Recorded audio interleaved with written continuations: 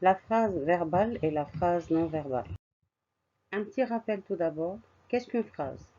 Une phrase commence par une majuscule et se termine par un point. Donc en français, toutes les phrases doivent commencer par une majuscule et se terminer par un point. Une phrase est un groupe de mots qui a du sens. Une phrase qui contient un verbe est appelée phrase verbale. Donc la phrase verbale, c'est la phrase qui contient un verbe conjugué. Les enfants entrent en classe. Une phrase qui ne contient pas de verbe est appelée phrase non verbale. Quelle belle histoire! Donc si vous remarquez ici, vous allez voir que dans la phrase quelle belle histoire, il n'y a pas de verbe. Maintenant, on va lire la leçon du livre. La phrase verbale et la phrase non verbale. Qu'est-ce qu'une phrase? Une phrase se compose d'un ou de plusieurs mots constituant une unité de sens. C'est ce qu'on vient de dire, que la phrase doit avoir un sens. Elle commence par une majuscule et se termine par un signe de ponctuation forte. On a 3 signes de ponctuation forte, le point d'exclamation et le point d'interrogation. Et chaque signe correspond à un type de phrase. C'est-à-dire, on met le point pour la phrase déclarative, on met le point d'exclamation pour la phrase exclamative et le point d'interrogation pour la phrase interrogative. Un homme monte dans l'autobus, c'est une phrase déclarative qui se termine par un point. Attention, grosse bousculade. Donc ici, j'ai attention, un point d'exclamation parce que c'est une phrase exclamative. Qu'est-ce qu'une phrase verbale? Une phrase verbale est construite autour d'un verbe conjugué. Et là, je dois attirer votre attention sur le mot verbe conjugué. Parce que si le verbe est à l'infinitif, la phrase n'est pas une phrase verbale. Donc, pour que j'ai une phrase verbale, je dois avoir un verbe conjugué. Que veut dire un verbe conjugué? C'est-à-dire un verbe qui est mis à un temps de l'indicatif ou n'importe quoi. C'est-à-dire, par exemple, un verbe au présent, à l'imparfait, au futur, et ainsi de suite. Donc, on appelle ce verbe conjugué le noyau de la phrase verbale. Donc, dans la phrase, la scène se passe dans l'autobus. On a ici un verbe conjugué qui est le verbe se passe. Donc, se passe ici, c'est le verbe conjugué. Ce verbe, il constitue le noyau de la phrase. C'est-à-dire, que veut dire le noyau? Le noyau, c'est-à-dire le mot essentiel autour duquel la phrase est construite. Qu'est-ce qu'une phrase non verbale? Une phrase non verbale est construite autour d'un noyau aussi, c'est-à-dire d'un mot, mais autre chose qu'un verbe conjugué. Ce noyau peut être un seul mot, comme par exemple un verbe à l'infinitif. Battre les œufs en neige. Ici, j'ai une phrase non verbale parce que je n'ai pas de verbe conjugué. Même si j'ai un verbe à l'infinitif, parce qu'un verbe à l'infinitif est le noyau d'une phrase non verbale. Magnifique victoire. Le noyau ici, c'est-à-dire le mot essentiel dans cette phrase, c'est le mot victoire. Quelle est la nature de ce mot? C'est un nom. Donc, une phrase non verbale peut être construite autour d'un nom. Comme par exemple, magnifique victoire. Magnifique est un adjectif et le noyau, le mot principal de la phrase non verbale, c'est le nom victoire. Génial cette idée. Donc ici, le mot essentiel, c'est génial. Quelle est la nature de ce mot? C'est un adjectif. Bof. Donc bof, c'est une interjection. C'est-à-dire un mot qu'on utilise pour exprimer une émotion. Par exemple, je peux dire hélas, c'est une interjection.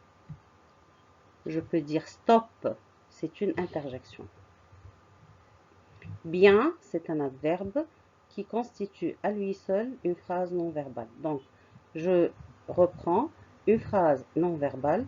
Tout d'abord, elle est construite autour d'un mot qui n'est pas un verbe conjugué. Et ce mot peut être ou bien un verbe à l'infinitif, un nom, un adjectif, une interjection ou un adverbe. Comment transformer une phrase verbale en une phrase non verbale? C'est-à-dire, j'ai une phrase verbale et je veux la transformer en une phrase non verbale. Tout d'abord, je dois supprimer le verbe. Parce que comme on vient de dire, dans une phrase non verbale, il n'y a pas de verbe. Donc, je dois supprimer le verbe et chercher un mot de la même famille. Ce mot, comme on vient de le dire, ça peut être un nom ou un verbe à l'infinitif ou un adjectif. Je dois faire les modifications nécessaires. C'est-à-dire, s'il y a des modifications à faire, je dois les faire. Comme quoi, par exemple, comme supprimer les déterminants ou remplacer l'adverbe par un adjectif. Parce que dans une phrase non verbale, je ne peux pas avoir un adverbe.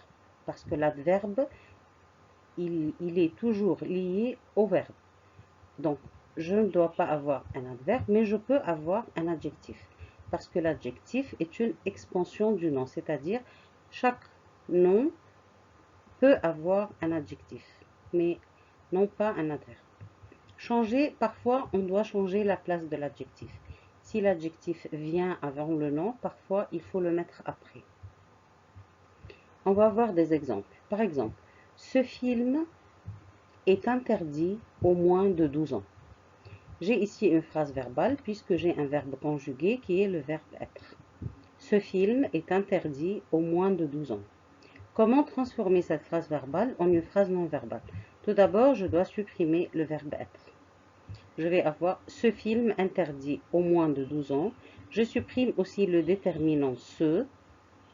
C'est plus joli de commencer la phrase sans le déterminant. Donc, film interdit aux moins de 12 ans. Et j'ai gardé l'adjectif interdit. Film interdit aux moins de 12 ans. Un autre exemple, un accident dramatique a eu lieu ce matin. Voilà le verbe conjugué a eu lieu. Je dois le supprimer. Je supprime le déterminant. J'aurai accident dramatique ce matin. Ici, dans cette phrase non verbale, il faut changer la place de l'adjectif. Donc, dramatique, accident ce matin. Un autre exemple, l'équipe de football a vaincu brillamment. Donc ici, j'ai le verbe a vaincu. L'infinitif de ce verbe, c'est vaincre. Je dois trouver le nom de ce verbe. Donc, quel est le nom du verbe vaincre? C'est le nom victoire. Et je dois transformer l'adverbe en un adjectif. Donc, j'aurai brillante victoire de l'équipe de football. Comme je viens de le dire, l'adverbe, il se trouve toujours avec un verbe. Donc, si je supprime le verbe, je dois forcément transformer l'adverbe en un adjectif. Un autre exemple, le professeur explique la leçon. Je dois trouver le nom du verbe explique. Alors, le verbe expliquer a pour nom explication. Voilà. Explication de la leçon par le professeur. Explication de la leçon par le professeur. Ici, j'ai fait d'autres transformations, d'autres modifications. J'ai ajouté le complément du nom de la leçon et j'ai ajouté par pour dire que c'est fait par le professeur. Donc, dans les phrases qui ont un sens passif, il faut toujours ajouter le par. Est-ce qu'il y a une autre solution? Oui, on peut dire leçon expliquée par le professeur. Et là, j'ai utilisé l'adjectif. Donc là, j'ai utilisé un nom de la même famille que le verbe. J'ai utilisé le nom. Ici, l'autre mot de la même famille, c'est l'adjectif. Donc, cette phrase peut avoir deux solutions. Explication de la leçon par le professeur ou bien leçon expliquée par le professeur. Il y a toujours plusieurs façons de transformer la phrase verbale en une phrase non verbale. L'essentiel, c'est que la phrase ne contienne pas de verbe. Alors maintenant, on va voir le procédé inverse. Comment transformer une phrase non verbale en une phrase verbale. Donc, c'est logique, il faut mettre dans la phrase un verbe. pour qu'elle devienne une phrase verbale, il faut ajouter un verbe. Donc, pour créer une phrase verbale, à partir d'une phrase nominale, parce qu'on peut dire phrase nominale ou phrase non verbale, on cherche un verbe de la même famille que le mot noyau. Donc, fermeture exceptionnelle de l'école jeudi prochain. Le mot essentiel ici, c'est le mot fermeture. Donc, je dois chercher le verbe de la même famille que ce mot noyau. Quel est le verbe qui correspond au nom fermeture? Très bien, c'est le verbe fermer. Donc, je dois faire des modifications dans la phrase pour que la phrase ait un sens. Donc, l'école fermera exceptionnellement jeudi prochain. Et là, si vous regardez bien, vous allez voir que j'ai transformé dans la phrase verbale l'adjectif de la phrase non verbale. Il devient un adverbe dans la phrase verbale. Fermeture exceptionnelle de l'école jeudi prochain va être l'école fermera exceptionnellement jeudi prochain. On note que l'adjectif a été remplacé dans la phrase verbale par l'adverbe. Dans les autres cas, si par exemple le mot, je n'ai pas un mot qui peut se transformer en verbe, dans les autres cas, j'ajoute simplement un verbe en veillant à ce qu'il soit adapté au contexte. Par exemple, si j'ai la phrase non verbale, ici, je peux ajouter le verbe viens ici.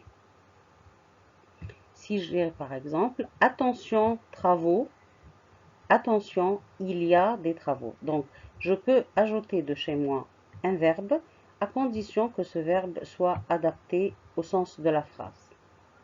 Merci de votre attention.